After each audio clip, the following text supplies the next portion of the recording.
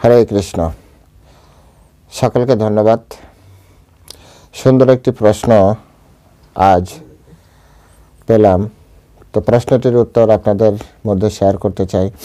প্রশ্নটি সহজ এবং যুক্তিসঙ্গত, ইন্টারেস্টিং। প্রশ্নটি হচ্ছে যে ভগবানের সৃষ্টির জীবাত্মার কোনো সংখ্যা আছে কি না, যদি থাকে তাহলে কত কোটি একটু জানাবেন প্লিজ। ভালো প্রশ্ন, তাই না বলেন? যে ভগবানের যে সৃষ্টির জীবাত্মার কোনো সংখ্যা আছে কিনা। তো আসলে কয়েকটা বিষয় একটু বিচার করা দরকার, তারপরে বলছি। এক তো এই পৃথিবী শুধু একমাত্র জীব থাকার জন্য এমন কিন্তু নয়। আমাদের এই পৃথিবী যেখানে আছে সেটাকে চতুর্দশ ভুবনের ব্রহ্মাণ্ড বলা হয়। একটা ব্রহ্মাণ্ড যেখানে 14টা ভুবন আছে।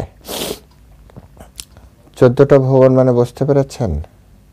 14টা লেয়ারে জীব থাকে। আমরা আছি মিডিল লেয়ারে। এর উপরে রয়েছে 7টা, নিচে রয়েছে 6টা। এরকম প্রত্যেক লেয়ারে জীব রয়েছে।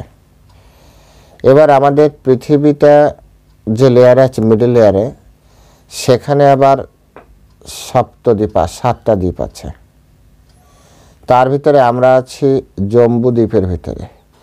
জম্বু দ্বীপের ভিতরে আমরা ভারতবর্ষের ভারতখণ্ডে দ্বীপে একটা দ্বীপ আমরা। এখন ভারতখণ্ডটা আর ভারতবর্ষটা কতটুক সেটা বিচার করলে আপনার একটা আইডিয়া আসবে, ছোট্ট আইডিয়া। ভারতবর্ষের ভিতর আমরা যে পৃথিবীটা দেখছি, মানে যেটা আমাদের চেনা জানা পৃথিবী, সেটাকে বলে ভারতখণ্ড। তো এটি হচ্ছে, ধরুন ইডেন গার্ডেন হচ্ছে ভারতবর্ষ। হ্যাঁ, এবার ইডেন গার্ডেনের ভিতরে যদি আপনি একটা ইট, আমাদের যে ইটের সাইজ বিল্ডিং তৈরি করে কত, এরকম যে সাইজের আর কি, জেনারেল সাইজ, কমন সাইজ, যেটাকে বড় না ছোট না, ওটা যদি আপনি ইডেন গার্ডেনের ভিতরে রেখে দেন, ওইটা যতটুকু পরিমাণ অতটুকু হচ্ছে আমাদের এই পৃথিবী, চেনা জানা পৃথিবী ভারতবর্ষের। আমাদের যত ক্যালকুলেশন সব কিছু কিন্তু ওইটুকুর ভিতরে। আমাদের জীবনযাত্রা, চলাফেরা, আমাদের অ্যাক্টিভিটিস, আমাদের আবিষ্কার, আমাদের অনাবিষ্কার সব ওইটুকুর ভিতরে। অর্থাৎ ভারতবর্ষ পুরোটা আমরা জানি না। এটা হচ্ছে আমাদের শাস্ত্রের বিচার। বাইরের ভৌগোলিক বা বাইরের জড় বিজ্ঞানীরা কি বিচার করেছে তা তো যারা জড় বিজ্ঞানী ওরাই জানে।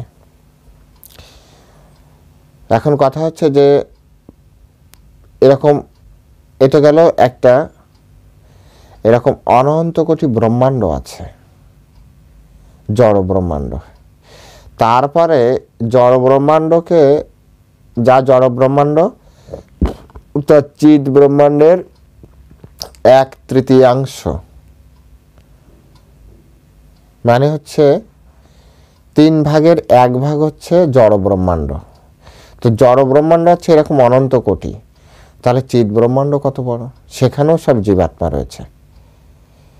তো অ্যাকচুয়ালি কত সংখ্যায় তা আমরা ঠিক কেউই বলতে পারবো না।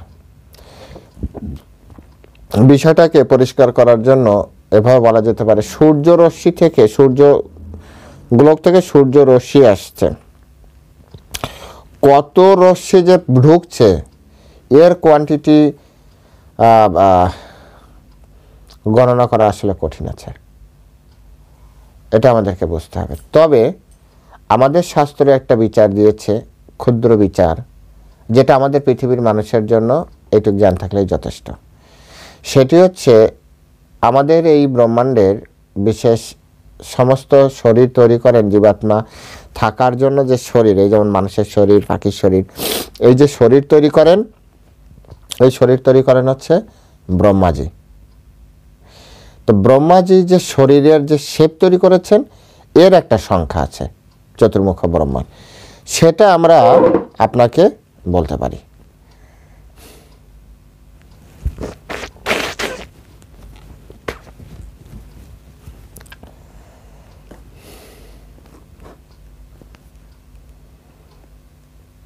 সেটা কি? সেটা হচ্ছে বিষ্ণু পুরাণে এ বিষয়ে সুন্দরভাবে উল্লেখ আছে। জলজা নবলক্ষানি স্থাবরা লক্ষবিংশতি ক্রিময় রুদ্র শঙ্খকা পক্ষিণাম দশলক্ষণাম ত্রিংশত লক্ষানি পশব চতুর্লক্ষানি মানুষা। এই একটা সূত্র, স্রেফ সূত্র আমাদের কাছে আছে, এছাড়া আর কিছু আমাদের কাছে নেই।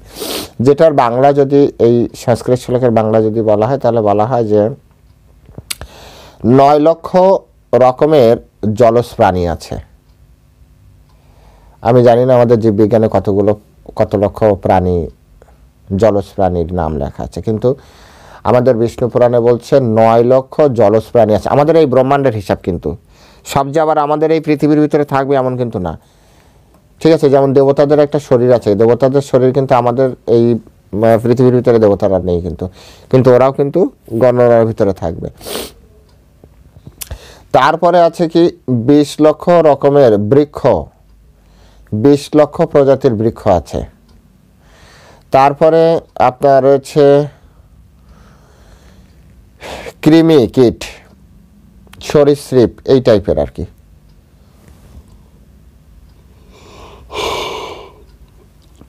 এটা হচ্ছে আপনার 11 লক্ষ রকমের কৃমি কীট, সরীসৃপ, এই জাতীয় প্রাণী আছে। তারপরে পক্ষী মানে পাখি 10 লক্ষ রকমের পাখি আছে। তারপরে আছে পশু, 30 লক্ষ রকমের পশু আছে। তারপরে আছে মানুষ 4 লক্ষ রকমের। এটাই আমাদের বিষ্ণু পুরাণের হিসাব, অর্থাৎ এই যে শ্রেণী, এই শ্রেণীর ভিতরেই সব রয়েছে। সব মিলে আমাদের 84 লক্ষ প্রজাতির জীব রয়েছে, 84 লক্ষ প্রজাতির জীব। কিন্তু জীবের সংখ্যা, জীবাত্মার সংখ্যা, এটা গণনা করা আমাদের কাছে এখন অবধি পাওয়া যায়নি, আর একমাত্র কৃষ্ণ ছাড়া এটা কেউ বলতেও পারবে না। তো আশা করি আপনি আপনার প্রশ্নের উত্তর পেয়েছেন, আপনাকে অশেষ ধন্যবাদ। আর এরপরে যদি আপনাদের কারো কোনো প্রশ্ন থাকে আপনারা লিখতে পারেন কমেন্ট সেকশনে অথবা হোয়াটসঅ্যাপে। হরে কৃষ্ণ, সকলে ভালো থাকবেন। জয় শ্রীল প্রভুপাদ কি জয়।